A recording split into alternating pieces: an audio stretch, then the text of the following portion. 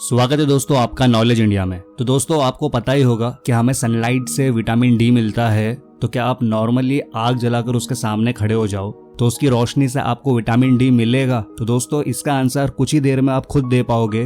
पर उससे पहले मैं आपको ये बता दूं कि इस वीडियो में मैं इस वर्ड को विटामिन डी ही बोलने वाला हूँ, मैं विटामिन डी नहीं बोलूंगा। तो जो लोग अमेरिकन एसेंट से बहुत ज्यादा इन्फ्लुएंस है तो उनको थोड़ा बहुत प्रॉब्लम हो सकता है। तो चलिए अब देखते हैं कि विटामिन डी हमारे बॉडी में एक्चुअली बनता कैसे है। तो जैसे कि आपने सुना होगा कि सनलाइट से हमें विटामिन डी मिलता है, पर ऐसा नहीं है। सनलाइट से हमें विटामिन डी मिलता नहीं है। सनलाइट तो बस हेल्प करता है हमारे बॉडी को विटामिन डी बनाने में। पर सनलाइट में ऐसा होता क्या है जिससे ये पॉसिबल हो पाता है? तो ये पॉसिबल हो पाता है सनलाइट के एक खास हिस्से से जिसको अल्ट्रावायलेट बी बोलते हैं। जैसे आप ये सनलाइट देखते हो, दरअसल सनलाइट सन के सेंटर में बनती है न्यूक्लियर रिएक्शन से, और वहाँ पे बनने के बाद ये सन के सेंटर से सन के सरफेस तक आती है और फिर सन के सरफेस से पूरे स्पेस में फैल जाती है। पर इस सनलाइट में कई सारी और लाइट्स भी छुपी होती है, जैसे gamma rays, ultraviolet rays, visible light, infrared. पर ये जो सनलाइट होता है वो तो सिर्फ फोटोन से मिलकर बना होता है ना,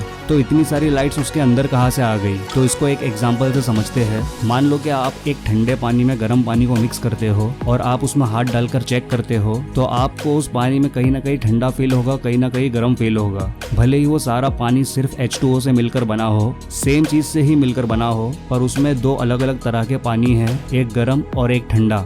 ऐसे ही सनलाइट में और सारी लाइट्स भी छुपी होती है, पर उनके बीच का डिफरेंस ये टेम्परेचर की वजह से नहीं होता। एक लाइट दूसरी लाइट से गर्म है इसलिए वो अलग है। इसमें दोस्तों ऐसा नहीं होता है। यहाँ पर एक लाइट दूसरी लाइट से अलग होती है अपनी वेवलेंथ की वजह से। जैसे कि आप इस इमेज में देखकर समझ सकते हो कि किसी का वेवलेंथ कम है तो किसी का ज्यादा है। अब जितना ही वेवलेंथ कम होगा उस लाइट के पास उतनी ही ज्यादा पावर होगी।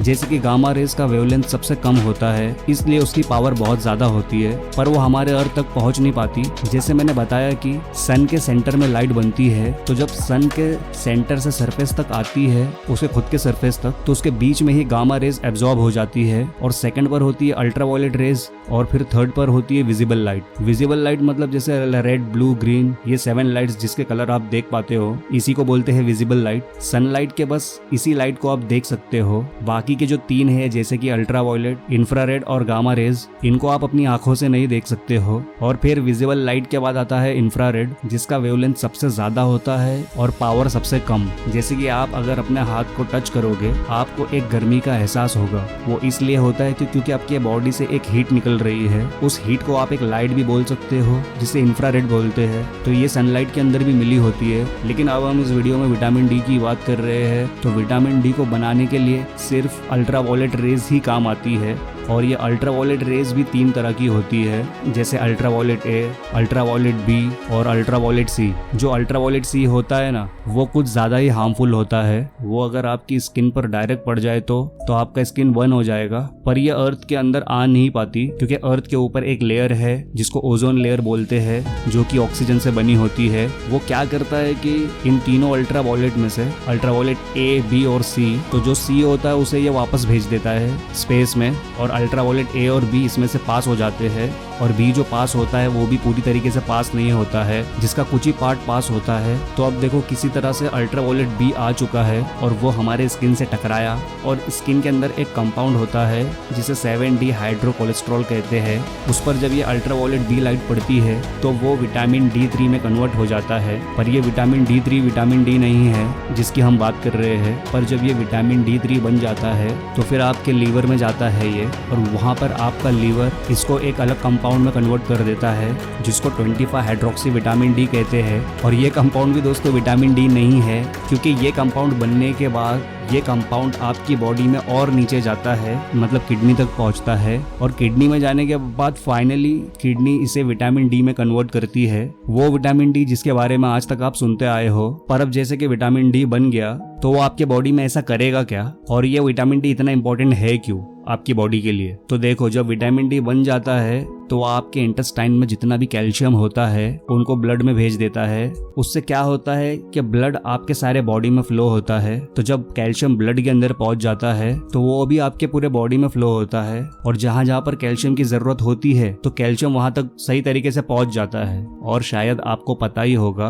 कैल्शियम हड्डियों के लिए कितना इंपॉर्टेंट होता है। तो ये विटामिन डी ही होता है जो आपके पेट में से कैल्शियम निकाल कर ब्लड में भेजता है, और ब्लड से सारे बॉडी में कैल्शियम फैल जाता है जिससे आपकी पूरी बॉडी को कैल्शियम मिल सके। पर ये विटामिन डी सिर्फ यही नहीं करता है, कई सारी ऐसी इनडायरेक्टली स्टडीज हुई है जिसमें ये पता चला है कि विटामिन डी आपके ब्रेन में एक केमिकल को इंक्रीज करता है जिस केमिकल को सेरोटोनिन कहते हैं। जब कभी भी ये केमिकल नेचुरली आपके ब्रेन में रिलीज होता है ना, तब आपको अच्छा फील होता है। जैसे कि मान लो आपको कि कोई गेम खेलना पसंद है और आपको बहुत ज़्यादा ही पसंद है वो गेम खेलना, और आप ऐसा सोच रहे होंगे कि मैं अपनी पूरी लाइफ इस गेमिंग में ही गुजार दूंगा, लेकिन कुछ वक्त के बाद आपको मज़ा आना ही बंद हो गया, आप वैसा सोच ही नहीं पा रहे हो कि जैसे आप पहले सोच रहे थे। तो इस केस में ऐसा हो सकता है कि आपके ब्रेन में जो सेरोटोनिन रिलीज हो रहा है वो उतना नहीं हो रहा है जितना तब हो रहा था, इसलिए आपको मज़ा नहीं आ रहा है, या फिर किसी रीजन की वजह से सेरोटोनिन सिर्फ उतना ही रिलीज हो रहा है तो आपका ब्रेन उसको कम कर दे रहा है। तो ये विटामिन डी बेसिकली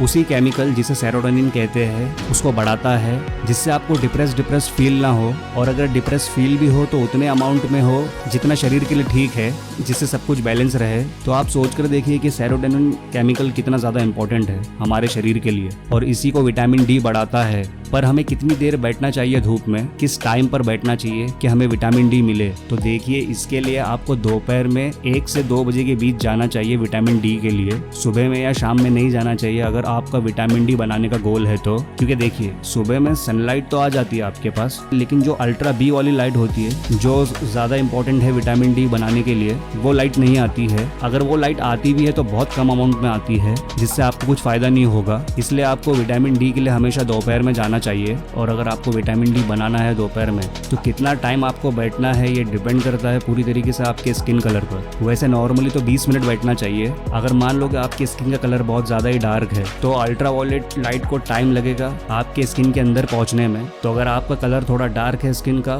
तो आपको थोड़ी देर और बैठना चाहिए, 5 से 10 मिनट ज़्यादा। तो अब आते हैं उस फाइनल क्वेश्चन पे जो आपसे मैंने स्टार्टिंग में पूछा था, अगर नॉर्मल आग के सामने आप खड़े हो जाओगे तो क्या उस आग की रोशनी से आपको विटामिन डी मिलेगा? तो अब शायद ये आप बता सकते हो।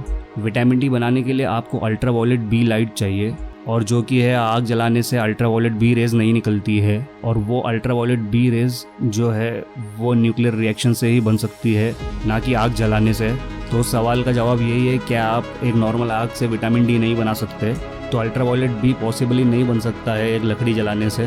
आई होप ये नई इन्फॉर्मेशन जानकर आपको अच्छा लगा होगा। तो ये वीडियो अच्छा लगा हो तो लाइक और शेयर ज़रूर करें, और अगर इस चैनल पर पहली बार आए हो ऐसी ही नॉलेजेबल और इन्फॉर्मेटिव वीडियोस की नोटिफिकेशंस पहले पाने के लिए इस चैनल को सब्सक्राइब करके बगल वाले बेल आइकन को दबाकर ऑल ज़रूर करें। तो मिलते हैं नेक्स्ट वीडियो में एक नए टॉपिक के साथ, तब तक ध्यान रखिए अपना। जय हिंद, जय भारत।